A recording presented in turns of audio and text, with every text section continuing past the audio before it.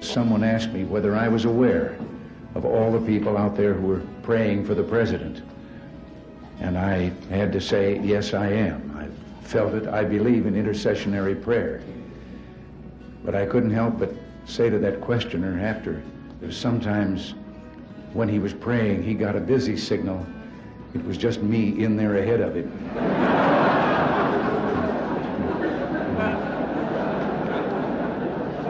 I think I understand how Abraham Lincoln felt when he said, I have been driven many times to my knees by the overwhelming conviction that I had nowhere else to go. Now, I realize it's fashionable in some circles to believe that no one in government should encourage others to read the Bible. That we're told that we'll violate the constitutional separation of church and state established by the Founding Fathers in the First Amendment. The First Amendment was not written to protect people and their laws from religious values. It was written to protect those values from government tyranny. I've said that we must be cautious in claiming God is on our side. I think the real question we must answer is, are we on His side? No matter where we live, we have a promise that can make all the difference. A promise from Jesus to soothe our sorrows, heal our hearts, and drive away our fears. He promised there will never be a dark night that does not end. Our weeping may endure for a night, but joy cometh in the morning. He promised if our hearts are true, His love will be as sure as sunlight.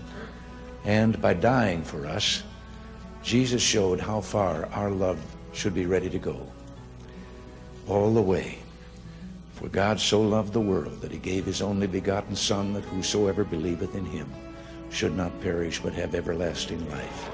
We all can recite.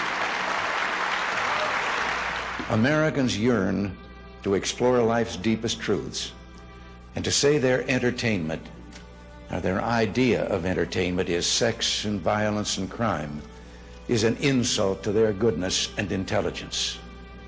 We are people who believe love can triumph over hate, creativity over destruction, and hope over despair.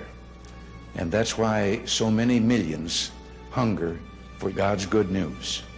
I've always believed that we were, each of us, put here for a reason, that there is a plan, somehow a divine plan for all of us. I know now that whatever days are left to me belong to Him. I also believe this blessed land was set apart in a very special way. Our forebears came not for gold, but mainly in search of God and the freedom to worship in their own way. We've been a free people living under the law with faith in our Maker and in our future. I've said before that the most sublime picture in American history is of George Washington on his knees in the snow at Valley Forge. That image personifies a people who know that it's not enough to depend on our own courage and goodness. We must also seek help from God, our Father and Preserver. We'll never find every answer, solve every problem, or heal every wound, but we can do a lot if we walk together down that one path that we know provides real hope. The morality and values such faith implies are deeply embedded in our national character. Our country embraces those principles by design, and we abandon them at our peril. My experience in this office I hold has only deepened a belief I've held for many years.